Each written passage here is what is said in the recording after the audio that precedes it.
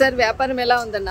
ఈసారి వ్యాపారం అంటే చూడు మేడం, ఇప్పుడు ఈ వర్షాలు పడుట్లా చేస్తుట్లా జనం తిరుగుతలేరు, జనం తిరుగుతలేరు, అసలు జనం కనబడతలేరు వర్షానికి.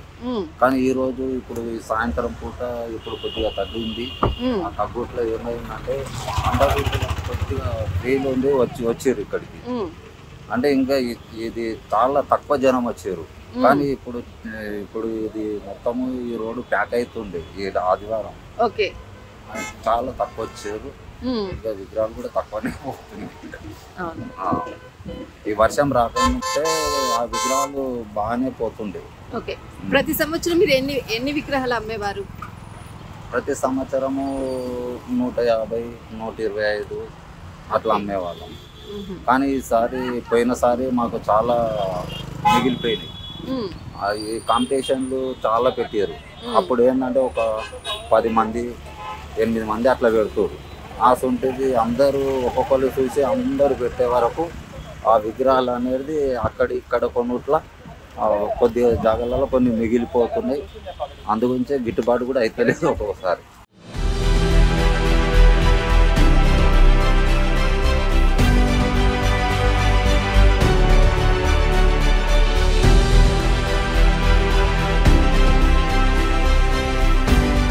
వ్యాపారం ఎలా ఉంది సార్ ఈసారి? అయితే అంటే వినాయక చవితి పండగకి ముందు ఎన్ని రోజుల ముందుగా ఇక్కడ మొత్తం వినాయక విగ్రహాలను పెడతారు మీరు? ఇక్కడ 20-25 రోజుల నుండి పెడతాం. 25. ఇప్పటి వరకు ఎన్ని విగ్రహాలను అమ్మారు? దాదాపు 500-600 విగ్రహాలు పోయిండొచ్చు. ఇక్కడ 500-600 విగ్రహాలు అందరు మొత్తం టోటల్ మొత్తం. అంటే దీనికి ఒక యూనియన్ ఏమైనా ఉంటుందా మీకు? యూనియన్ ఏం లేదు, ఎవరిది వాళ్ళే తెచ్చుకోవడం అమ్ముకోవడం. Okay okay okay.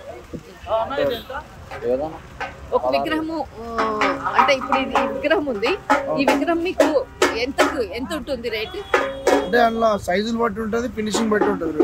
ఓకే, చిన్న సైజ్ అయితే రేట్ తక్కువ ఉంటుంది, ఫినిషింగ్ ఎంత నీట్గా ఉంటే అంత రేట్ ఎక్కువ ఉంటుంది. ఓకే.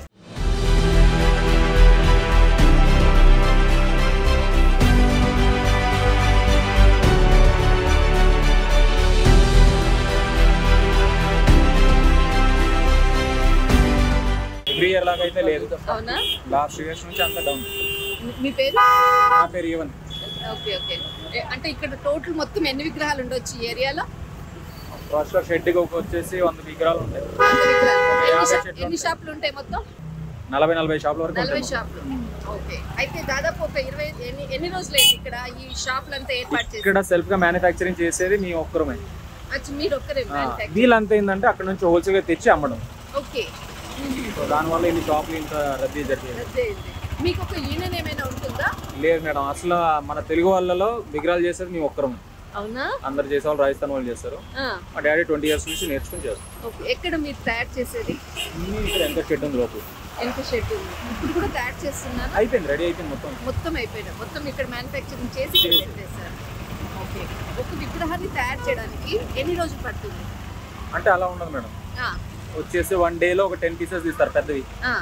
అలా అన్ని కంటిన్యూగా ఫస్ట్ సెల్ఫ్ మ్యానుఫ్యాక్చరింగ్ అయిన తర్వాత డై నుంచి ప్రింట్ తీసిన తర్వాత ఆరడానికి టైం పడుతుంది. ఆరిన తర్వాత మళ్ళీ ఫినిషింగ్ చేయడానికి మ్యాక్సిమం 2 months పడుతుంది. Painting 1 month. అంటే దాదాపు 4 months. ఒక 4 నెలల నుంచి మీ పని అంతా స్టార్ట్ చేస్తారు. అంటే ఫిబ్రవరి నుంచి వర్క్ స్టార్ట్ అవుతుంది, ఫిబ్రవరి మార్చ్. ఓకే. అంటే ఒక వినాయక చవితికి మాక్సిమం టు మాక్సిమం ఎన్ని విగ్రహాలను తయారు చేస్తారు చిన్న నుంచి పెద్ద వరకు? అంటే ఇక్కడ మట్టికే చెప్పగలుగుతాం మనం. ఇక్కడ మేము చేసేది మాక్సిమం ఒక 300 పీసెస్ చేస్తాం. ఓకే. మిగతా వాళ్ళందరూ బయట నుంచి వచ్చేటప్పుడు చాలా ఎక్కువ ఉంటాయి, 1000 పీసెస్ పైన. కేవలం మీరు మాత్రం ఒక 300. ఎంతమంది పని వాళ్ళు ఉంటారు? స్టాఫ్ వచ్చేసి మాక్సిమం అంటే దేనికి ఇండివిజువల్ గా డిపార్ట్మెంట్. ఓకే. ఎన్ని డిపార్ట్మెంట్లు ఉంటాయి? పెయింటింగ్ వర్క్ వాళ్ళు సెపరేట్. ఓకే. అండ్ రెడీ చేసే వాళ్ళు వేరే లేబర్ ఉంటారు, వాళ్ళు చేస్తారు. అండ్ పెయింటింగ్ కాకుండా ఐస్ పెట్టే వాళ్ళు వేరేగా ఉంటారు, కళ్ళు పెట్టడానికి వేరే వాళ్ళు. మా దగ్గర చేసే వాళ్ళకి 10 members ఉంటారు.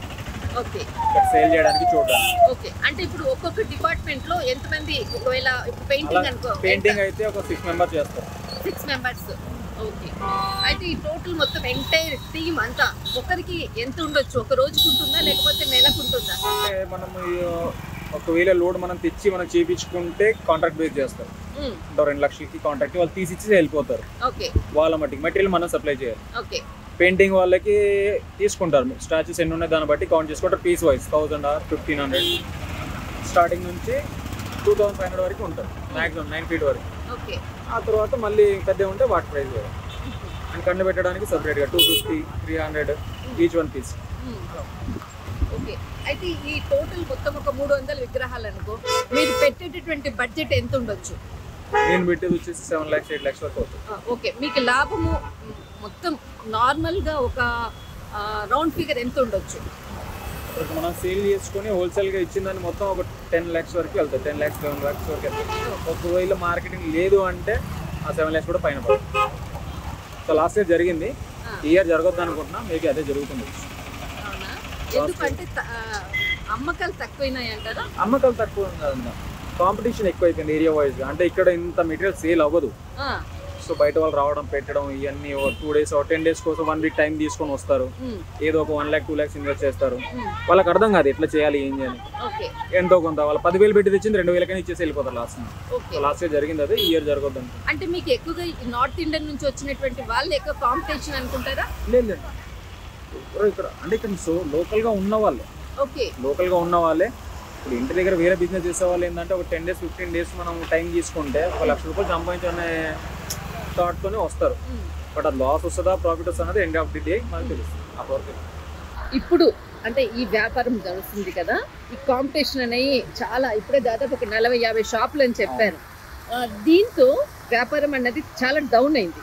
అసలు రీజన్ ఏమంటారు? రీజన్ అంటే అదే మేడం, అందరికి డబ్బు తొందరగా సంపాదించుకోవచ్చు. 15 రోజుల టైంలో గడువులో మనం 2 లక్షల రూపాయలు సంపాదించుకొని ఆస్తూ వస్తారు. అది ఏంటంటే వాళ్ళకి ఆ బిజినెస్ నాలెడ్జ్ ఉండదు, ఐడియా ఉండదు. అది పెట్టుబడి 2 లక్షలు పెట్టాం, వచ్చింది నాకు 3 లక్షలు వస్తాయని ఆస్తూ వస్తాం. కానీ వాళ్ళు వచ్చేది అంతే, వాళ్ళు పెట్టింది అంతే. కానీ వాళ్ళ చేరాక మా బిజినెస్ కూడా పాడు చేస్తారు. వాళ్ళకి ఐడియా ఉండి చేస్తున్నారు. అంటే మా యొక్క షాప్ ఉండేది, ఆ ఎదురుగా ఉన్న వాళ్ళు మా దగ్గర తీసుకొని సేల్ చేసేవాళ్ళు ఒక 2 షాపుల వాళ్ళు. అలా ఇప్పుడు 40 షాపులు వాళ్ళు పెడుతున్నారు. సో మేము మ్యానుఫ్యాక్చరింగ్ చేసే వాళ్ళకి ఇబ్బంది, మా దగ్గర పర్చేస్ చేయరు, బయట నుంచి తెస్తారు. ఇప్పుడు మేము చేసిన వాళ్ళు అన్నీ ఉండిపోతాయి. ఇప్పుడు నాకు లాస్ అయింది. లాస్ట్ ఇయర్ పీసెస్ నా దగ్గర మ్యాక్సిమం 100 పైన ఉంది. లాస్ట్ ఇయర్ మ్యాక్సిమం తక్కువ 10 లక్షల వరకు లాస్ వచ్చింది. మళ్ళీ ఈ సంవత్సరం అదే సీన్ అవుతుంది. మళ్ళీ అందరూ ఇంత పెట్టారంటే అంత పెట్టొద్దు అనుకుంటాం. లిమిటెడ్ అంటే ఏరియా వైజ్గా ఒక 2 షాపులు 4 షాపులు ఉన్నాయి. ఒక 4 పెట్టారంటే ఇబ్బంది లేదు.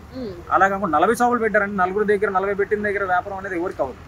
ఓన్లీ సిటీకి ఇది ఒకటే మెయిన్ సెంటర్ అంటారా? ఇక్కడ ఇప్పుడు ప్రెసెంట్ ఉన్న టైంలో, ఒక టైంలో ఉప్పల్ ఉండేది, దూల్పేట ఉండేది, లేదా హైత్ నగర్ ఉండేది. ఇప్పుడు అవన్నీ డౌన్ అయిపోయినాయండి. ఇక్కడ రావడానికి సిటీకి మెయిన్ ఇక్కడ అవుతుంది. డిస్ట్రిక్ట్ లెవెల్ నుంచి వచ్చిన వాళ్ళకి ఇక్కడ సిటీ నియర్ బైలో చాలా దగ్గర బాలనగర్, బోయిన్పల్లి, ఈ అన్ని ఏరియా వాళ్ళకి ఇక్కడ దగ్గర. And A to Z item అన్నీ దొరుకుతాయి. చేసుకోవడంలో ఇబ్బంది లేదు. అవతల వాళ్ళని ఇబ్బంది పెట్టి చేయడం అనేది పద్ధతి. అది వీళ్ళు కొద్దిగా మార్చుకుంటే బాగుంటుంది. ఓకే. అంటే మీకంటే ఒక యూనియన్స్ అట్లా ఏమీ లేవు? అంటే రాజస్థాన్ వాళ్ళకి వాళ్ళ టీం, వాళ్ళ యూనియన్, వాళ్ళ రూల్స్ అండ్ రెగ్యులేషన్ పాటిస్తారు. ఏది వాళ్ళకి యూనియన్ ఉంటుంది మేడం, రాజస్థాన్ వాళ్ళకి. మీకే ఏది ఉండదు? తెలుగు వాళ్ళు మాకు ఆ యూనియన్ లో మెంబర్షిప్ ఉండదు. అంటే అడిగారు అనమాట మెంబర్ అవుతారు అంటే మేము ఒక 20 సంవత్సరాల నుంచి మా డాడీ చేస్తున్నప్పటి నుంచి పరిచయం అడిగారు. కాకపోతే వాళ్ళు కొంతమంది ఏంటంటే మాకు సంబంధం లేని వాళ్ళు కదా, తెలుగు వాళ్ళు మా దాంట్లో పెట్టుకున్నారు. సరే మేము లీగల్గా చేస్తున్నా ఇబ్బంది ఏం లేదు. ఇన్ని సంవత్సరాలు ఎప్పుడు లేదు మేడం. ఈ 3 years నుంచి ఈ ఇబ్బంది అనేది చాలా కష్టం. దాదాపు ఇప్పుడు 30-40 లక్షలు అప్పులో ఉన్నారు అందరూ. నా ఫ్యామిలీ మట్టికి, వేరే వాళ్ళు కాదు. అంటే వేరే వాళ్ళ విషయాలు అయితే నాకు నా ఫ్యామిలీ మట్టికి. అయితే ఇప్పుడు రాజస్థాన్ ఏదైతే యూనియన్ ఉందో వాళ్ళు ఇక్కడికి వచ్చి ఆ యూనియన్ వాళ్ళు పెట్టట్లేదు మేడం, వాళ్ళు కాదు. ఇక్కడ ఉన్నారు చాలా మంది వేరే వాళ్ళు, లోకల్ వాళ్ళు, సర్దార్ వాళ్ళు, చాలా మంది ఉన్నారు. వాళ్ళు పెట్టుకోవడంలో మాకు ఇబ్బంది లేదు. వాళ్ళు ఒక 2 పెట్టుకున్నారంటే వాళ్ళకి సేల్ అవుతుంది, మాకు కూడా అవుతుంది. వాళ్ళే 2-3 పోయేసి ఇప్పుడు 10-20 మంది దగ్గర దాదాపు 30 షాపులు వాళ్ళే అవుతున్నాయి, 20 పైన అవుతున్నాయి ఇక్కడ నుంచి అక్కడ వరకు. వాళ్ళే అన్ని షాపులు పెట్టాక మేము ఒక్క షాప్ పెట్టుకొని మాకు కూడా ప్లేస్ లేదు. ఈ రోడ్ కన్స్ట్రక్షన్ జరగడం వల్ల, ఈ ఫ్లైఓవర్ రావడం వల్ల ఉన్న ప్లేస్ లేదు. వాళ్ళు 15 రోజులు చేసి వెళ్ళిపోతారు. మేము ఇయర్ మొత్తం ఇక్కడే ఉండాలి. ఈ తర్వాత మళ్ళీ దుర్గామాత పూజలు అవుతాయి, తర్వాత రెగ్యులర్ సేల్ చేసుకునే ఐటమ్ అమ్ముతూనే ఉంటాం. సో ఇయర్ మొత్తం చేసుకునే వాళ్ళకి వచ్చి ఈ 15 రోజులు పెట్టే ఇబ్బంది చాలా కష్టం. అది ఏమన్నా మారితే బాగుంటుంది. మరి ఎప్పుడైనా అంటే మీ సమస్యలు ఇది ఉంది అనేది ఏమైనా ప్రభుత్వ గవర్నమెంట్ ఇక్కడ ఉన్నటువంటి ఏరియా ఎమ్మెల్యే కానీ అలాంటి వాళ్ళని ఏమన్నా అప్రోచ్ అయ్యారా?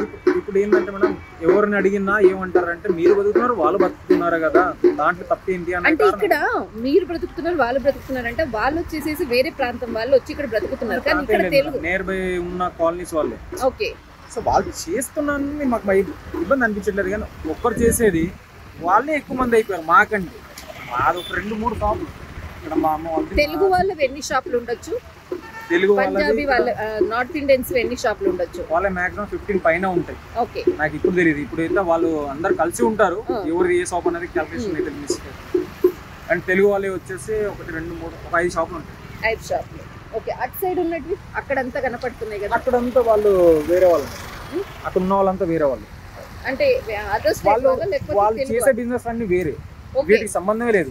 అంటే సీజన్ లో సేల్ అవుతున్నాయి కదా, మేము తెచ్చి కూడా పెడతాం అనే ఉద్దేశంతో పెట్టే వాళ్ళే తప్ప ఈ బిజినెస్ చేసే వాళ్ళు కాదు. సో మేము ఇయర్ మొత్తం చేసే బిజినెస్ నే లాస్ చేస్తారు మాకు, అది ప్రాబ్లం. మేము సంవత్సరం అంతా కష్టపడేదే ఈ వినాయక చవితి కోసం, ఆ టైంలో సంపాదించుకునే టైంలోనే మాకు లాస్ చేస్తాం. ఓకే. ఇప్పుడు వినాయక విగ్రహాల తర్వాత మళ్ళీ నవరాత్రి అమ్మవారి అంటే సీజన్ బట్టి మీరు మొత్తం చేస్తూ ఉంటారు. ఇయర్ మొత్తం ఇదే మీ యొక్క వ్యాపారం. అవును. మీరు ఏం చదువుకున్నారు? 7 చదువుకున్నారు. ఓకే. మంచి బిజినెస్ చేస్తున్నారు. ఫస్ట్ ఆఫ్ ఆల్ అంటే మీ నాన్నగారి యొక్క వృత్తిని మీరు మళ్ళా దీన్ని ముందుకు తీసుకొని వెళ్తున్నారు కంటిన్యూగా. యోహన్, అసలు మీ పేరు కొంత ప్రత్యేకత ఉంది, ఏంటి? నేను క్రిస్టియన్ మేడం. క్రిస్టియన్? అవును. ఓకే. బట్ నా వృత్తి ఇది. నాన్నగారి నుంచి వృత్తి అలాగే తీసుకున్నారు? అలాగే తీసుకున్నాం. బట్ క్యాస్ట్ అనేది దీనికి సంబంధం లేదు. కస్టమర్లు వచ్చినా కూడా పేరు చూసి వాళ్ళు అడుగుతారు మీరు క్రిస్టియన్ అంటారు, అవును అంటారు. బట్ వాళ్ళకి ఏ ఫీలింగ్ ఉండదు, చేసేది మంచి పని తీసుకుంటారు, కానీ ఇబ్బంది లేదు. ఇక్కడ క్యాస్ట్ ముఖ్యం కాదు, ఫస్ట్ మీ యొక్క కళ ఉంది కదా, ఆ యొక్క విగ్రహాలను చేసేటటువంటి కళా నైపుణ్యం ఉంది కదా, దానికి సెల్యూట్ చెప్పాలి. Thank you.